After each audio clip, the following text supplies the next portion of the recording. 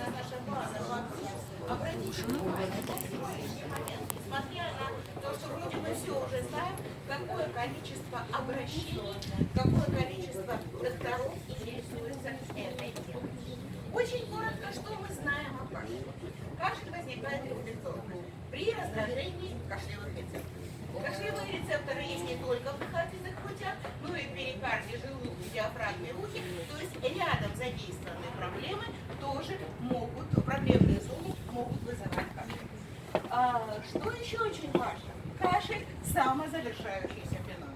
Это вот одна из точек преткновения между врачом и пациентом. Ко мне на прием как пульмонологу 8 из 10 больных приходят с жалобами на кашель. И он, когда вопрос, как часто кашляет, мама говорит, ну, утром встал, покашлял, ну, после сна встал, покашлял. И я начинаю тихо зверить, потому что я понимаю, ну, пройдет 4-5 недель, но это не тот кашель, который вас мучить должен, да? Он закончится. Но, к сожалению, пациенты хотят, чтобы он закончился сегодня. И поэтому они приходят к вам, а у вас на витринах масса препаратов для лечения кашля. Может ли кашлять здоровый человек? Да, может. Вот количество, сколько кашлевых толчков здоровый человек может сделать, обсуждается. От 11,5 до 20. Но обратите внимание, что здоровый человек кашляет только днем. Ночью обычно здоровые не кашляют. Я не буду утомлять вас сложно-рефлекторным механизмом кашля, но я все время показываю этот слайд вот из-за этой части.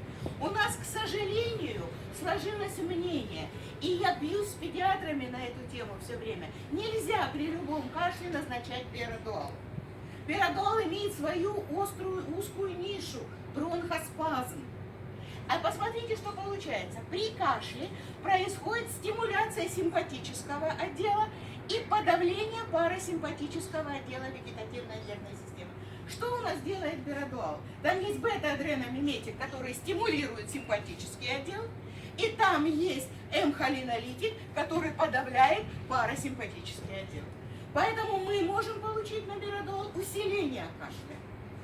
Поэтому вот я все время об этом говорю педиатрам и посчитала нужным сказать об этом. Кашель – враг наш или друг. С одной стороны, кашель вредит здоровью. Он мешает сну, как самого больного, так и окружающих. В тяжелых случаях может вызывать переломы ребер, вплоть до эмфиземы легких, пневмоторакса и так далее. Кашель – разносчик инфекции, это понятно. Инфекция быстрее дальше распространяется. Но на самом деле мы понимаем, что кашель – это защитный механизм. И кашель включается тогда, когда не срабатывает мукоциллярный клеток. Вот посмотрите на эпителиальную клетку. Вы видите, на ее вершине есть реснички. На одной клетке от 50 до 200 ресничек. И каждая из этих ресничек делает 10-15 звонков в минуту. Их образно сравнивают с движением кораллов на дне океана. И ресничка очень плавно поднимается от альвеолы, от легкого, становится вертикально, потом хлыстообразно падает. Движение идет по спирали, и поэтому очень медленно, но слизь продвигается. И вот здесь мне тоже всегда очень нравится этот слайд, потому что я продолжаю восхищаться целесообразностью и гармоничностью человеческого организма. Посмотрите, продвижение секрета идет от легких наружу, в глотку, а потом секрет заглатывается. То есть мы не выплевываем в подавляющем большинстве свой секрет. Если попало что-то в нос, логичнее было, чтобы все вышло наружу. Нет, опять ретроградно все идет в глотку и заглатывается. Для чего?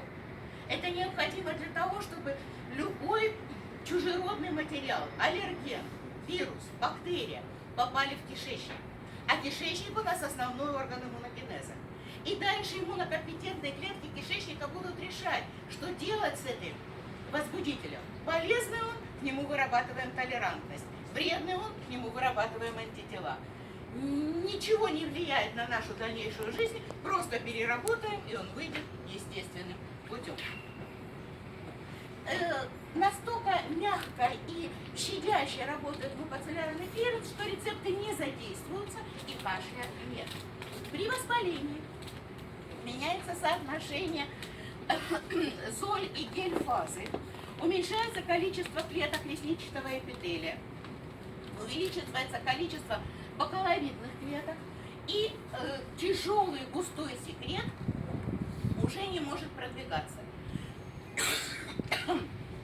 И возникает мукостаз. И в ответ на этот мукостаз включается кашель. Классификация. Очень коротко. Обратите внимание, хронический кашель длится более 8 недель. Пациенты приходят к нам на 3-5 день кашля, к вам на 1-й день, когда у него появился кашель. Традиционное деление кашля на сухой и влажный, продуктивный и непродуктивный тоже один из спорных моментов. Вроде как все понятно. Отходит мокрота, кашель продуктивный, влажный. Мокрота не отходит, кашель сухой и непродуктивный. Но возможна ситуация, когда мокрота очень густая, липкая, и мы слышим, что кашель влажный, но мокрота не отходит. Или второй вариант, когда больной говорит: да, у меня влажный кашель, продуктивный, у меня столько мокроты отходит, утром встаю, прямо отплевываю, а мы ухом слышим, и ничего в легких нет. То есть, простите за вульгарность, это не мокрота, это сопли, которые стекали по задней стенке глотки, раздражали рецепторы, и он их отделял. Поэтому с описанием кашля пациента нужно быть очень осторожным. Поэтому мы и говорим о том, что эффективность кашля, влажный кашель может быть как эффективный, продуктивный, так и нет. Но есть очень много описаний кашля, чтобы вы посмотрели, равно как и много причин кашля. Академик Чичалин написал около 50 причин кашля. Из них это, конечно, чаще всего инфекционная патология. На втором месте стоит неинфекционная патология органов дыхания. Ну и вы видите патология других органов и систем. Патология желудочно-кишечного тракта, это кашель при рефлюксе, да? Это психогенный нейрогенный кашель. И я рассказывала, может быть, еще раз расскажу. У меня было несколько ситуаций, когда приходил ребенок с навязчивым кашлем вплоть до рвоты. И в одном случае это оказалось у родителей, у мамы второй брак. И планировалось рождение ребенка. И девочка поняла, что она может отойти на второй план в семье. И пыталась тем самым привлечь внимание родителей к себе. И вот это проявлялось навязчивым кашлем. Еще один случай был, когда девочку пытались отправить на какой-то конкурс. Она была то ли флейтистка, то ли на кларнете играла. Ее пытались отправить на какой-то конкурс, она не хотела ехать. И у нее тоже был кашель, она не могла заниматься. И пока мы не выяснили причину, мы с этим кашлем не справились. Следующая точка преткновения. Опять-таки, немножко разный менталитет у нас и пациентов. Мы, когда к нам приходит пациент с кашлем, пользуясь своими знаниями, 6 лет института, ординатура и так далее, мы пытаемся выяснить причину кашля. То есть мы лечим кашель, устраняем причину. А пациенту это не надо. Его мучает кашель. И ему важно управление кашлем, назначить препарат, который сейчас, сегодня, завтра облегчит его состояние. А дальше уже давайте на этом фоне будем разбираться с причиной. Поэтому среди большого количества препаратов от кашля, которые вы видите являются самыми продаваемыми, у нас они продаются безрецептурно, и очень часто пациенты занимаются самолечением, комбинируя их в самых неправильных сочетаниях. При этом вы посмотрите, последние исследования, проведенные в Соединенных Штатах, говорят о том, что они не настолько безопасны, препараты от кашля. Ну, первое, на что я хочу сказать, это препараты противокашлевые, то есть то, что называется препараты, подавляющие кашель. Для них есть своя ниша, и мы действительно по показаниям их должны назначать. Но мы должны помнить о том, что наиболее популярным на сегодняшний момент все-таки остается бутамерал.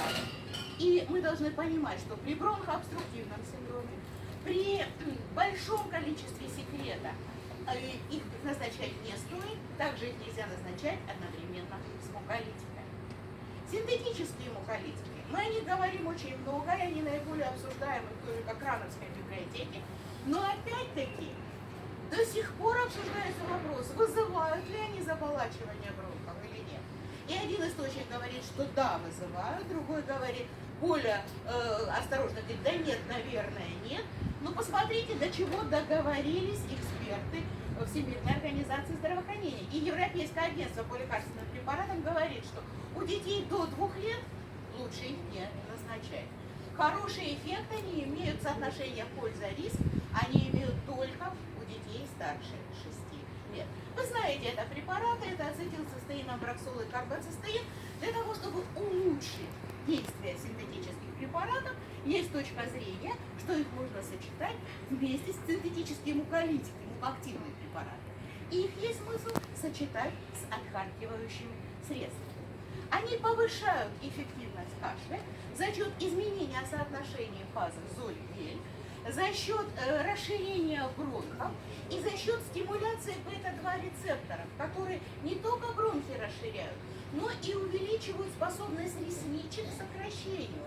То, что подавляется на фоне вирусной инфекции. Ведь вирусная инфекция подавляет способность ресничек, помимо того, что соотношение меняется, и помимо того, что эпителиальные клетки облысевают, если можно так сказать, они еще подавляют способность сокращаться ресничек. А здесь идет усиление этого эффекта. Ну, самые известные у нас из секретомоторных препаратов это глафенизин, который мы считали самым безопасным. Ну вот, пожалуйста, проведенные в 2004 году исследования говорят о том, что он может вызывать 35% всех случаев медикаментозно обусловленного нефролитиаза. И, наверное, в силу этого мы потихонечку повернулись лицом к растительным препаратам, обладающим отхаркивающим эффектом. Очень интересное исследование было проведено в Германии. Опросили пациентов, которые обратились на амбулаторный прием. Им раздали анкеты и попросили отметить, какие препараты вы используете. И 85,5% родителей показали, что не отдают предпочтение растительным отхаркивающим препаратам. Причем при дальнейшем анализе выяснилось, что это в основном были женщины, живущие в крупных городах, из состоятельных семей и имеющих высшее образование. То есть нельзя сказать, что это там от бедности или от незнания решили травами пользоваться. Наоборот, это как бы был осознанный выбор. Из целого ряда растительных средств от кашля, которые есть на нашем рынке, наиболее продаваемым и наиболее востребованными являются препараты, основанные на основе экстракт листьев плюща. Ну, плющ давно известен как источник сапонина, обладает секретолитическим, муколитическим, бронхолитическим действием. Эффективность препарата обеспечивается не только отхаркивающим действием, как его позиционируют, как отхаркивающий препарат, но еще противовоспалительным и бронхоспазмолитическим. Именно поэтому экстракты листьев плюща оказывают все те эффекты, которые мы хотели бы иметь, назначая один препарат от кашля. Из всех препаратов на основе экстрактов листьев плюща лидером является препарат Гиделикс. И вот опубликованные в журнале Remedium сведения о активности рынка за первое полугодие 2019 года показывают вот такие хорошие продажи. Нужно сказать, что это обосновано на самом деле, потому что если посмотреть другие препараты, монопрепараты на основе экстракта листьев плюща, то мы видим, что содержание самого препарата, действующего вещества, в препарате Гиделикс максимальное по сравнению с другими доступными препаратами. Действующим веществом является альфа-гидерин. Альфа-гидерин – это один из целого ряда сапонинов, которые получаются из листьев плюща. Альфа-гидерин, обладая способностью стимулировать кашлевой рефлекс, также действует на бета-2 адренорецепторы, я уже сказала, это и расширение бронхов, и усиление сокращения ресничек. Плюс, очень интересно, увеличивая уровень циклической аденозин монофосфата, он способствует стимуляции альвеоцитов второго типа. А именно они отвечают за выработку сурфактантов, То есть именно сурфактант является основой жидкой части секрета, именно в сурфактанте двигаются реснички, именно сурфактант защищает альвеолы, конечный путь дыхательных путей. Ну и целый ряд вспомогательных веществ, которые тоже обеспечивают вот это комбинированное действие. Важным отличием гиделикса от других препаратов является технология извлечения действующего вещества.